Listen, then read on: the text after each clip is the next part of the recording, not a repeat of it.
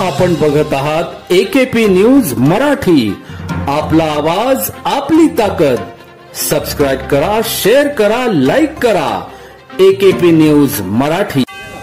नाशिक शहर पोलीस आयुक्तालयातील उपनगर पोलीस ठाणे हद्दीत अवैधरित्या धारदार घातक लोखंडी कोयता बाळगणारा गोरख उर्फ भुर्या नागे चव्हाण वय 22 राहणार फ्लॅट क्रमांक 10 सफलता सोसायटी मंगलमूर्ती नगर जेल रोड नाशिक रोड यास लोखंडी कोयत्याचा धाक दाखवून दहशत माजवत असल्याची माहिती मिळाली. त्या अनुषंगाने नाशिक गुन्हे शाखा युनिट क्रमांक 2च्या पोलीस अंमलदारांनी ताब्यात घेऊन पुढील कारवाई कामे उपनगर पोलीस ठाणे यांच्या ताब्यात देण्यात आले आहे.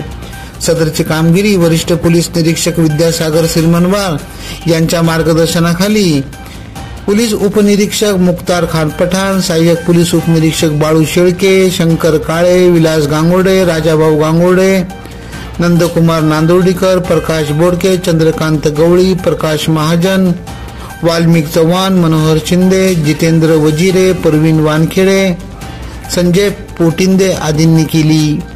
AKP न्यूज साठी ब्युरो चीफ अनवर खान पठाण, नाशिक.